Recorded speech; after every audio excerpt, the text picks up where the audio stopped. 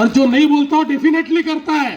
त्यामुळे या ठिकाणी जेव्हा अटल सेतूचं मी आज ज्या प्रकारे हे सगळं क्षेत्र बदलत आहे आणि हे जे काही सगळं आमचं एमएमआरचं क्षेत्र आहे, हे क्षेत्र एक प्रकारे आपलं ग्रोथ इंजिन आहे। एमएमआर क्षेत्राचा योग्य नियोजन करून आपल्याला या एमएमआरच्या क्षेत्रामध्ये $1 ट्रिलियन ची इकॉनॉमी उभी करायची आहे आणि म्हणून या सगळ्या क्षेत्राचा एकात्मिक विचार करून इथे योग्य प्रकारचा विकास झाला पाहिजे।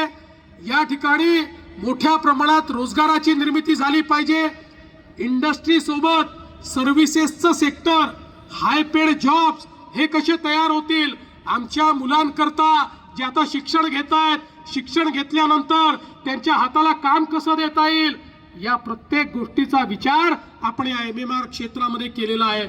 आणि म्हणून बंधू भगिनींनो, मी तुम्हाला हे सांगण्याकरता आलो आहे की या निवडणुकीमध्ये केवळ नगरपालिका म्हणून विचार करू नका, तर आपल्याला हे जे बृहत काम करायचं आहे, आपल्याला एकेका शहराचा विकास करायचा आहे, हे एमएमआर क्षेत्र एक व्हायब्रंट क्षेत्र म्हणून तयार करायचं आहे।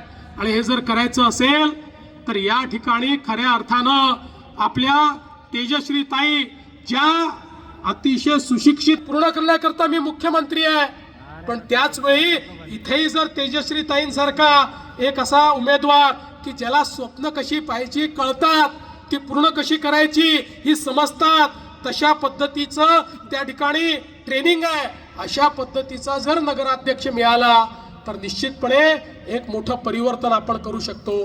खऱ्या अर्थानं बंधू भगिनींनो, आपल्याला कल्पना आहे ज्यावेळी आपलं सरकार पुन्हा आलं त्यावेळी अनेक लोक म्हणायचे आता यांचं सरकार आलं, आता भाजपला 137 जागा, पहिलं काम करणार लाडकी बहीण योजना बंद करणार।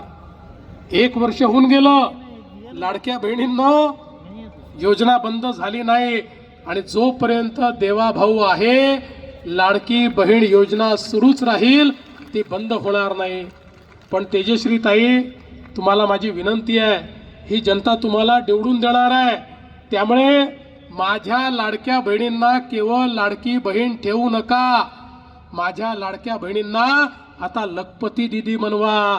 आता मोदीजींनी लखपती दीदीचा कार्यक्रम दिलाय आणि आपण या 2 वर्षामध्ये 50 लाख बहिणींना लखपती दीदी केलाय।